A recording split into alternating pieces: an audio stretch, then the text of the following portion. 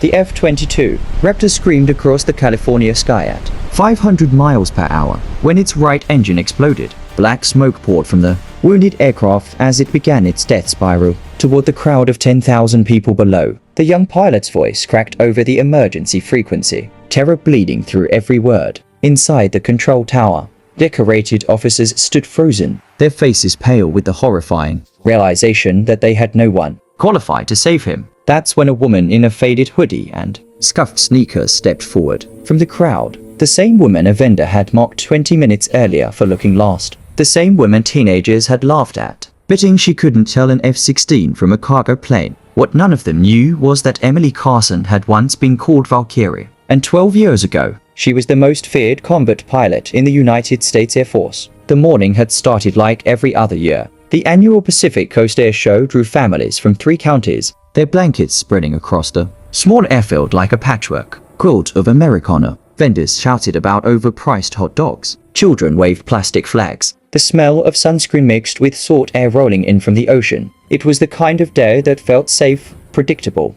utterly normal. Emily Carson arrived alone, as she always did. At 42, she'd perfected the art of invisibility. Her grey hoodie had lost its shape years ago. Her jeans bore the fade marks of too many wash cycles. Her sneakers were comfortable, practical, forgettable. She wore her dark hair in a simple ponytail, a few strands escaping to dance in the coastal breeze. To anyone watching, she was just another face in the crowd, unremarkable, ordinary, easy to overlook. She chose her position carefully, away from the families and their callers, away from the clusters of teenagers taking selfies, near the edge of the field where she could see the runway, the hangars lined up with military precision, and most importantly, the endless blue sky above. Her hand slipped into her pocket, fingers finding the small metal keychain she carried everywhere, an A10 Thunderbolt, its edges worn smooth from years of her thumb rubbing across it like a talisman. The vendor noticed her first, his neck already pink from the sun. He waved a bright t-shirt in her direction,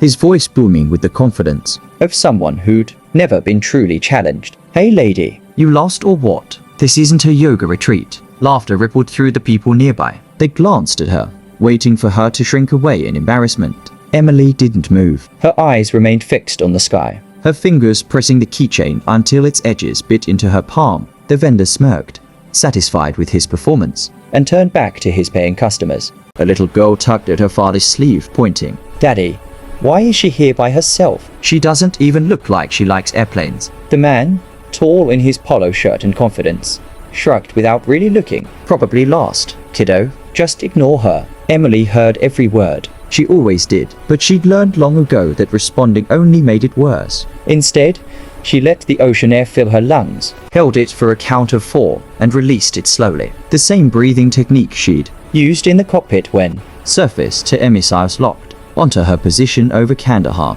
A group of teenagers wandered past, their sunglasses reflecting the cloudless sky. One nudged his friend, tilting his head toward Emily. "Bet she doesn't even know what an F-22 is. Probably here for the food trucks," another snorted. Their laughter was sharp, careless, the kind that came easy when you'd never had to prove yourself to anyone. Emily's jaw tightened just slightly, but her gaze never wavered from the empty runway. She knew exactly what an F-22 was. She knew its maximum speed, its service ceiling, its weapons capacity. She knew the sound its engines made at full throttle and the way its fly-by-wire system responded in a high G-turn. She knew because she'd studied every fighter jet in the American arsenal, flown most of them, and taught others how to survive in them. But these people didn't know that. To them, she was just a middle-aged woman in worn clothes standing too close to the barrier. Someone who didn't belong. An older couple passed, the woman in a wide straw hat, the man with an expensive camera hanging from his neck.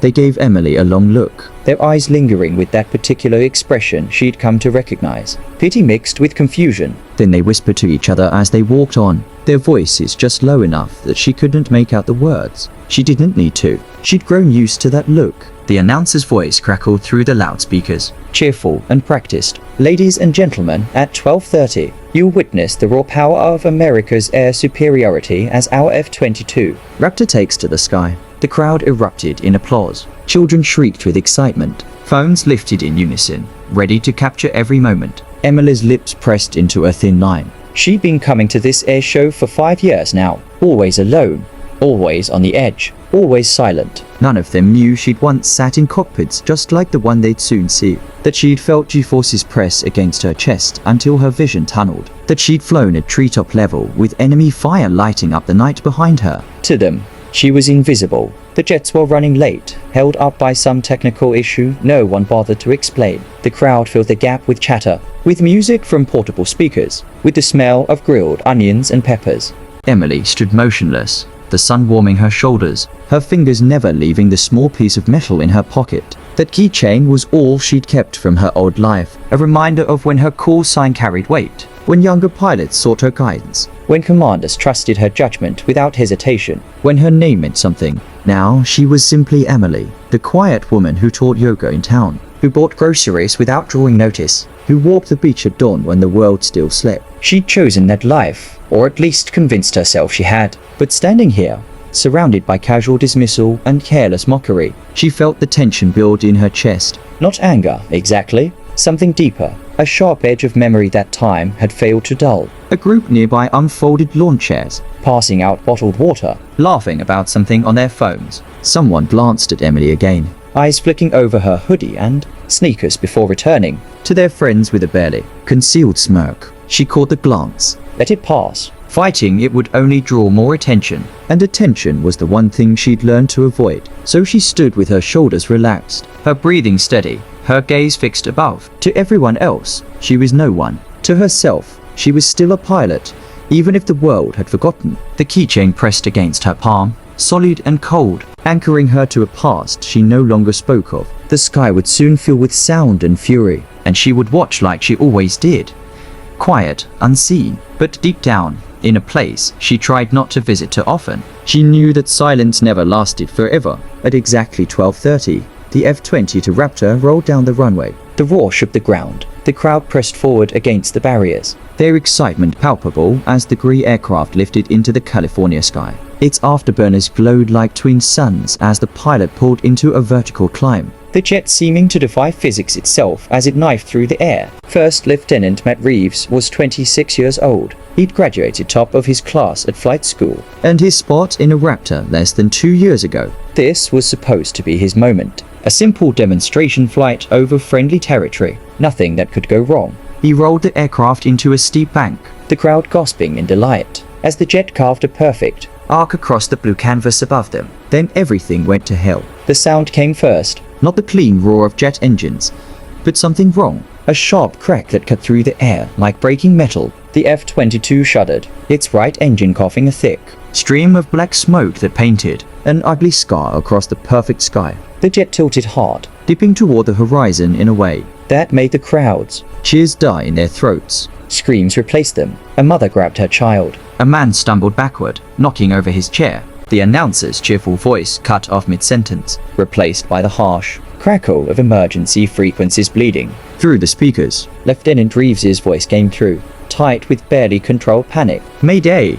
Mayday! Raptor 3-4, right engine failure. Loss of hydraulic pressure on the starboard side. His breathing came hard and fast between words, the sound of a young pilot watching his aircraft die around him. The jet wobbled, its nose dropping as it began a sickening spiral. Black smoke poured from the wounded engine, trailing behind like a funeral shroud. The crowd's screams grew louder. People pushed toward the exits. Others stood frozen, unable to look away from the disaster unfolding above them. At the control tower, the base commander grabbed his radio, his face pale. Raptor 3-4, report your status. Sir, I've got no response from the right hydraulic system. Reeves's voice cracked. Left engine is redlining. I'm losing altitude control. Officers poured from the command post, their trained calm fracturing as they watched the Raptor spiral lower. A colonel shouted coordinates. Technicians barked altitude readings. The announcer, his voice shaking now, tried to tell the crowd to remain calm, to move back slowly, to not panic. No one was listening. Fire trucks and ambulances screamed across the field, their sirens wailing. Medics jumped from vehicles before they'd fully stopped, already preparing for the worst. A staff sergeant near the command post turned to his superior, his voice barely above a whisper. Sir, if he loses that second engine, he's gone. The officer didn't answer. His jaw was locked. his eyes fixed on the dying aircraft above. The commander's voice boomed across the emergency frequency, cutting through the chaos. "Is there anyone here qualified on Raptor operations? I need someone who can talk this pilot down." The words hung in the hot air like an impossible prayer. The F-22 was the most advanced fighter jet in the world. It required years of training, countless hours in simulators, certifications that took months to earn. The idea that someone in this crowd could help seemed absurd. Heads turned, scanning the faces of officers and ground crew, looking for anyone with the knowledge to save a pilot's life. No one stepped forward. The Raptor spun again, dropping lower, its shadow racing across the terrified crowd below. Emily Carson didn't remember making the decision to move. One moment, she was standing at the barrier, her hand pressed against the cool metal, her eyes tracking the doomed aircraft with the clinical precision of someone who'd seen this before. The next, she was walking, pushing through the panicked crowd with steady, purposeful steps. People bumped into her. A man cursed as she stepped past him. No one tried to stop her, because no one noticed. She was just another person in the chaos, moving against the tide. She reached the restricted barrier that separated the crowd from the operational area. A young airman stood there, his face pale, his radio chattering with emergency traffic. He put up a hand automatically as she approached. "Ma'am, you need to get back." "Open it." Her voice was quiet, but it carried something that made the airman hesitate. Not a request, not quite a command. Something in between that suggested she knew exactly where she belonged. "Ma'am, I can't." Emily pulled out the worn leather case from her pocket, flipped it open. The airman's objection died in his throat as his eyes landed on the military ID. Faded but still clear. "Carson, Emily Ike, Lieutenant Colonel, United States Air Force." Below that, the line that made his hand drop from the barrier. "Graduate, Naval Fighter Weapons School, red flag.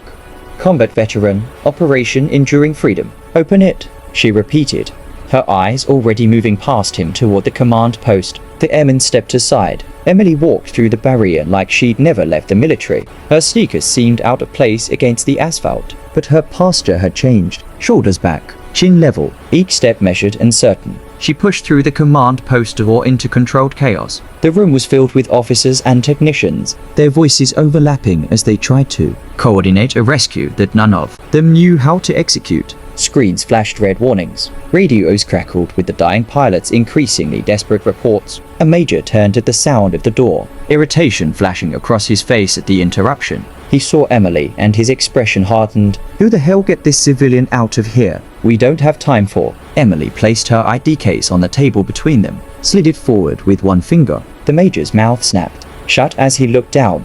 "Read." His face went through several expressions, in rapid succession. Disbelief, recognition, then something that might have been fear. Around the room, other officers were turning now. A captain near the radar display leaned forward to see the ID.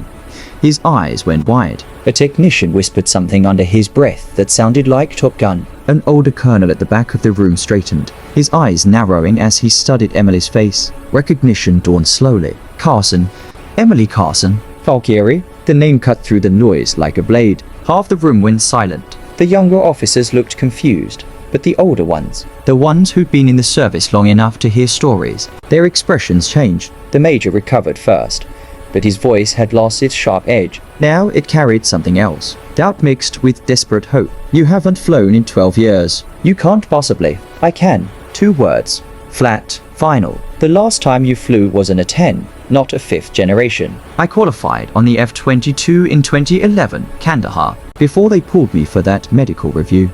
Emily's voice remained calm, almost conversational. "I have 847 hours in Raptors, 2,300 combat hours total, and right now, I'm the only pilot in this room." The silence that followed was absolute. Above them, through the windows, they could all see the crippled jet spiraling lower, trailing smoke, running out of sky. The colonel, who'd recognized her name, stepped forward. His voice was steady, but carried an edge of urgency. "Sir, she's right. We're out of options." The major looked from the colonel to Emily to the screen showing the doomed aircraft's altitude. Every second of hesitation was a second closer to impact. "Get her a flight suit," he finally said, the words seeming to cost him something. "And may God help us all." Emily was already moving toward the door before he finished speaking. The hangar bay was controlled chaos. Technicians swarmed around a backup F-22, their movements sharp with urgency. Some looked up as Emily entered, their faces showing the same disbelief that had filled the command post. A woman in civilian clothes,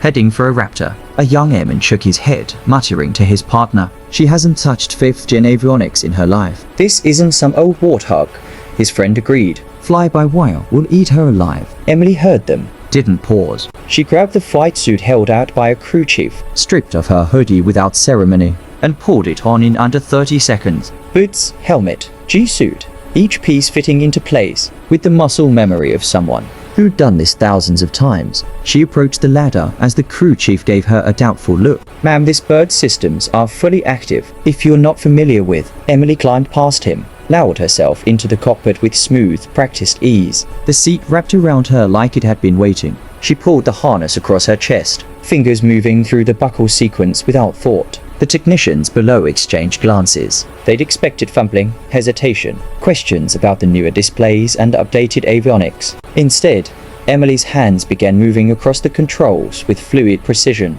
Battery on, avionics boot sequence, oxygen flow check, INS alignment. Each switch flipped, each button pressed in perfect order. Her voice was quiet but clear as she called out confirmations. Battery online, APU starting, hydraulics nominal. The displays flickered to life, bathing the cockpit in soft green light. The HUD initialized, symbols populating across the glass. Emily adjusted her seat position, tested the flight controls, felt the stick respond beneath her hand. It felt like coming home. Control, Valkyrie actual. Systems online and green across the board. The radio crackled with surprise before the tower controller recovered. Copy, Valkyrie actual. Stand by for clearance. Below, the crew chief who doubted her was staring up at the cockpit, his mouth slightly open. The airman who'd mocked her earlier had gone quiet, his earlier confidence draining as he watched her hands move with the certainty of a concert pianist. A captain near the hangar door leaned toward his colleague. "That's her. That's actually her.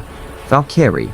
I heard stories from guys who served with her." "In Afghanistan? What kind of stories?" "The kind where she flew missions everyone else was too scared to touch. The kind where she brought people home when no one thought they were coming back."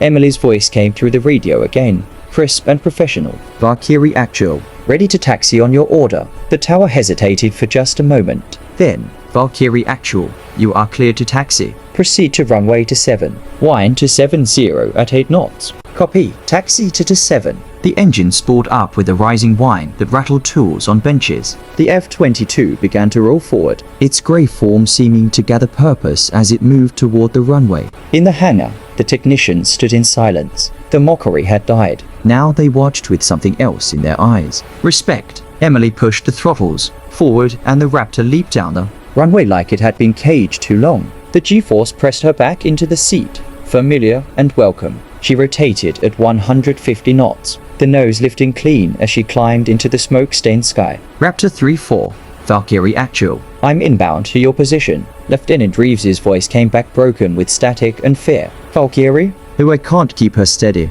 I'm losing pitch control. Copy. 3-4. Listen to my voice. You are not alone anymore. Emily's tone was calm, almost gentle. The voice of someone who talked pilots through worse. I need you to focus. Can you do that for me? Yes, ma'am, trying. Good man. She rolled out from her climb, hudlocking onto the crippled Raptor ahead. It was Lauer now, trailing thick smoke, its movements erratic as the young pilot fought controls that no longer fully responded. She adjusted her approach, coming in from below and to the left. When she pulled alongside, close enough to see through his canopy, she could see his helmet snapping toward her, could imagine his expression. Raptor 3-4, I'm on your left wing. Do you see me? Yes. Yes, I see you. Outstanding. Now listen carefully. We're going to get you on the ground. But I need you to follow my instructions exactly. Can you do that? Yes, ma'am. Emily's eyes scanned his aircraft, taking in the damage. The right engine was completely gone. Smoke still pouring from the housing. The jet wobbled constantly, fighting its pilot. Classic hydraulic failure on one side, probably with damage to the flight control computer. 3-4. I need you to override your yaw dampers. Switch to manual mode. Ma'am, if I go manual, she might. She'll hold, trust me. I've flown broken birds before. This one wants to come home. A pause. Then the shaking in his voice steadied just slightly. Going manual now. The crippled Raptor shuddered hard. But then something in its movement changed. It stopped fighting itself quite so violently. Good. Now open your emergency ram air. It's going to feel heavy, but you'll get pressure back to your surfaces. He did. The jet steadied further, the wild oscillation smoothing to a manageable wobble. Valkyrie, it's working. I've got partial control back. I told you she wanted to come home. Now ease your throttle back to 80%. We're going to start a gentle descent. Copy. Throttle to 80. They flew in formation now, two grey shadows against the afternoon sky. Below, the airfield stretched out. Fire trucks and ambulances positioned. The crowd pressed against barriers. Thousands of faces turned upward. Emily kept her voice steady, feeding him instructions piece by piece. Hold altitude at 1,000. Keep your nose 3 degrees high. Small corrections only. 2,000. 3 degrees high. Yes, ma'am. You're doing great, Lieutenant. Your family going to be proud when they hear about this. The personal touch steadied him further. His breathing slowed. His responses came clearer. The tower broke in. Valkyrie actual. You are cleared for landing. Raptor 3-4 is clear to follow. Copy, tower. Emily glanced through her canopy at the young pilot beside her. His jet was damaged but holding. He was scared but functioning. It was enough. 3-4. Landing gear down. Call me 3 green. Gear coming down. A pause. 3 green. Perfect. Now watch me. Follow my approach. Stay on glide slope. You'll see the PUPA lights. To red, to white. Keep it that way. To red, to white. Copy. They descended together, the runway rising to meet them. Emily could feel the wind, could calculate the approach in her head with precision born from thousands of landings. She adjusted her angle, bled of speed, kept her approach clean. Her wheels touched first. Smooth, professional.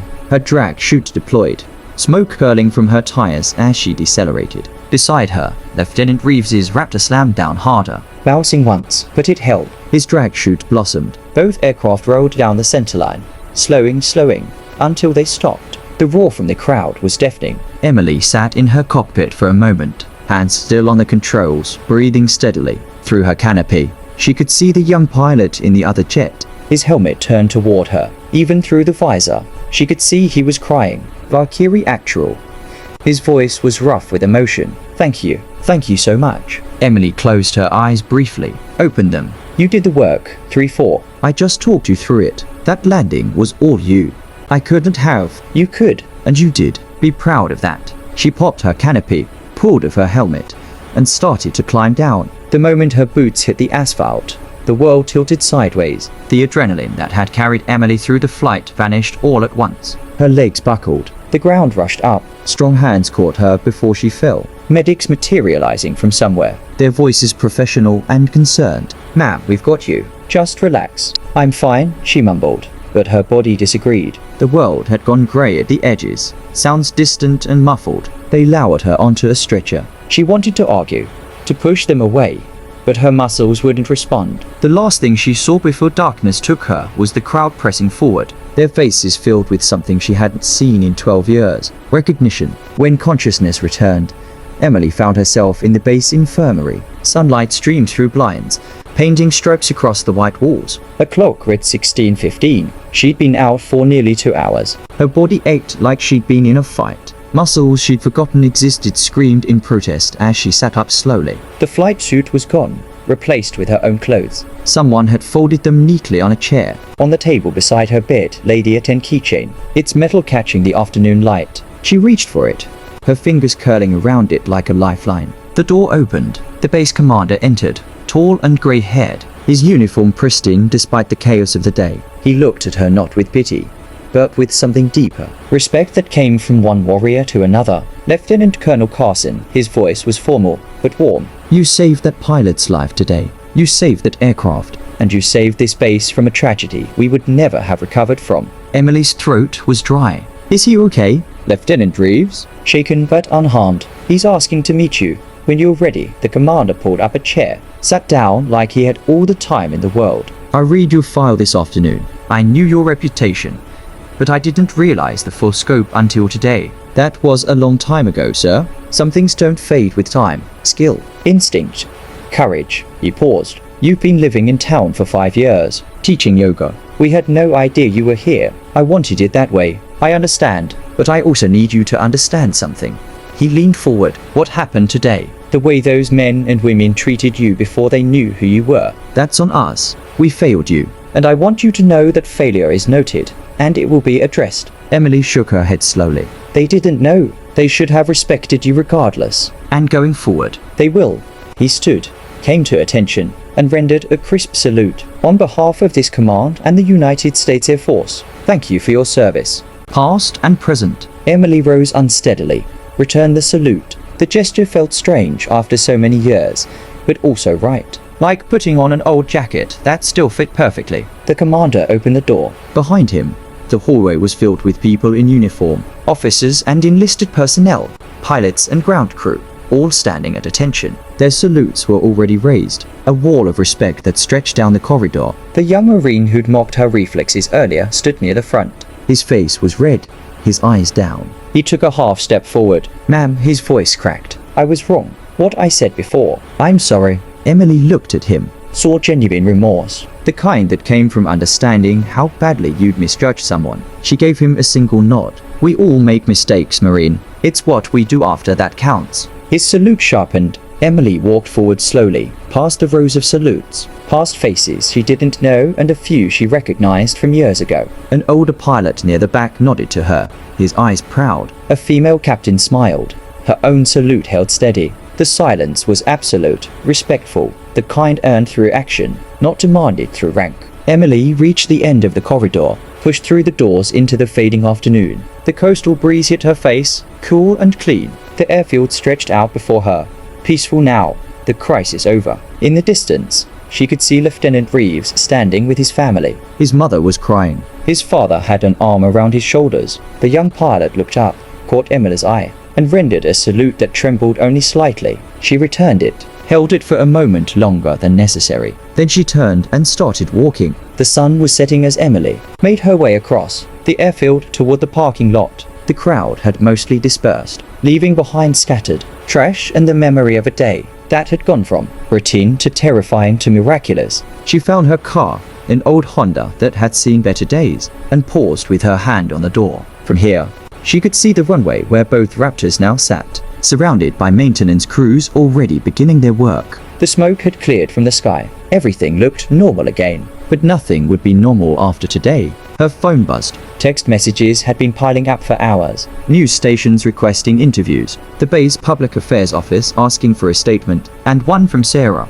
her yoga student and the closest thing she had to a friend. OMG, did you really just land a fighter jet? The news is going crazy. Call me. Emily smiled despite herself. She typed back, long story. Tell you tomorrow. She climbed into her car, tossed the flight suit onto the passenger seat, and sat for a moment in silence. Her hands were steady on the wheel, the same hands that had guided a dying aircraft home, the same hands that had been invisible this morning. The keychain dangled from her ignition, the little A-10 catching the last rays of sunlight. For 12 years, she'd hidden, convinced herself that her flying days were over, that the world had moved on without her, and she needed to do the same. She'd built a quiet life, a safe life, a life where no one asked questions and she didn't have to provide answers. But standing in that command post, watching a young pilot's life hang by a thread, every instinct she'd buried came roaring back. The training didn't fade, the muscle memory didn't disappear, the ability to function under pressure when everyone else was falling apart,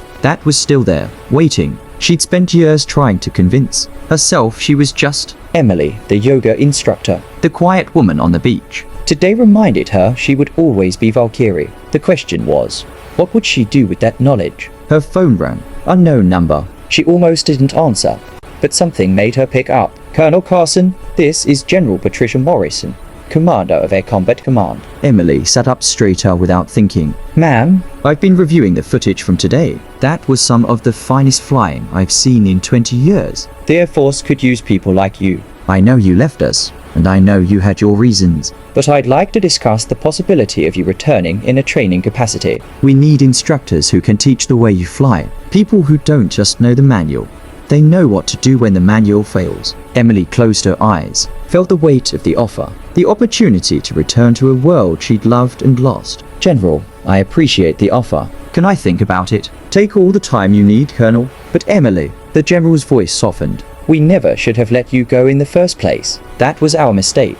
This is me trying to correct it. Thank you, ma'am. We'll talk soon. The line went dead. Emily sat holding her phone, staring at nothing in particular. The sun had dipped below the horizon now. painting the sky in shades of orange and purple. The same sky she'd just flown through. The same sky she'd missed every single day since she left. Maybe invisibility wasn't what she needed after all. Maybe being seen was exactly what she'd been afraid of all along. She started her car, pulled out of the parking lot and drove toward town. Past the vendors packing up their stands, past the families heading home with stories they'd tell for years, past the airfield that would never look at her the same way again. Tomorrow, she'd have decisions to make, phone calls to return, a life to reconsider. But tonight, she was just going to drive, with the windows down and the ocean, air in her lungs and the small metal jet swinging gently from her ignition. Valkyrie was home, and this time, she wasn't disappearing again. If this story reminded you that the people we overlook might be the ones we need most, hit that like button.